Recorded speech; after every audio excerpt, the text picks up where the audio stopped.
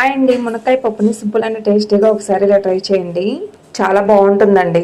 Pressure cooker తీసుకుని అందులోకి 1 cup కందిపప్పుని add చేసుకుంటున్నాను. కందిపప్పుని 2-3 టైమ్స్ నీట్ గా క్లీన్ చేసేసుకొని కప్పుకి 1.5 కప్పు నార్మల్ వాటర్ ని యాడ్ చేసుకోండి.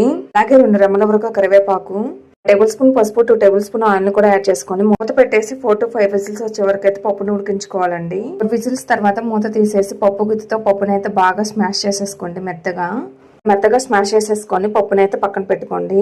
స్టవ్ ఆన్ చేసి బౌల్ ని పెట్టేసుకొని అందులోకి 2 టేబుల్ స్పూన్ వరకు ఆయిల్ వేసుకొని ఆయిల్ కొంచెం హీట్ అయిన తర్వాత పచ్చిపప్పు, జీలకర్ర, ఆవాలను కూడా యాడ్ చేసుకుని తాలింపు చిటపటలు ఆడిన తర్వాత కరివేపాకు, ఎండుమిర్చిని కూడా వేసుకుని కొంచెం వేయించుకున్న తర్వాత సన్నగా కట్ చేసి పెట్టుకున్న పచ్చిమిర్చి ముక్కలు, అలాగే ఉల్లిపాయ ముక్కలు, అలాగే మునక్కాయ ముక్కలు, ఒక టమాటోని కూడా ఇలా పీసెస్ గా కట్ చేసి వేసుకోండి.